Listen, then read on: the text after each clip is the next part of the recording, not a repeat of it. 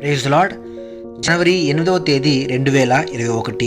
ఈరోజు దేవుని వాక్యము లూకా సువార్త 5వ అధ్యాయము 5వ వచనము.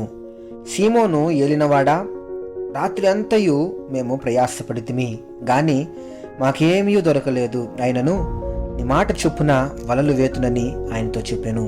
అవును క్రీస్తునందు ప్రియులారా, ఆనాడు సీమోను పేతురు రాత్రంతయు ప్రయాసపడినను ఒక్క చేప కూడా దొరకనందున మిక్కిలి కలత చెంది దిగాలుగా కూర్చుండెను.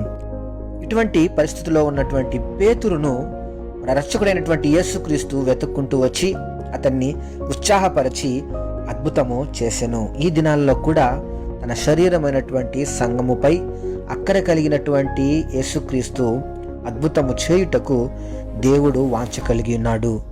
సంగమా, ఇంకా ఉత్సాహముతో వలలు వేయుము అని ఆజ్ఞాపించుచు ఉన్నాడు. కనుక ఐక్యత ఏకాత్మ కలిగినటువంటి వారమై ఉత్సాహముతో వలలు వేయుదము. ఊరూరా దేశ విదేశాలలో సువార్తను ప్రకటిద్దాం.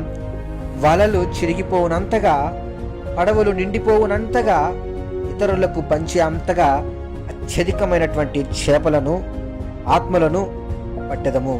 సంఘము పెరుగునుగాక, ఆత్మలు పెరుగునుగాక, అద్భుతములు ఆశ్చర్య కార్యములు సంఘములో జరుగునుగాక. ఆమేన్. యేసే రక్షకుడు, యేసే ఈ లోక విమోచకుడు అని మనము దేశము విదేశములు ఎరుగునట్లు, అందరి నాలుకలు ఒప్పుకొనున్నట్లు సువార్తను చాటిద్దాం. యేసుక్రీస్తు రక్షకుడని, యేసుక్రీస్తే రక్షకుడని సర్వలోకమునకు, సర్వ సృష్టికి సువార్తను చాటి చెప్పుదాం. ఆమేన్.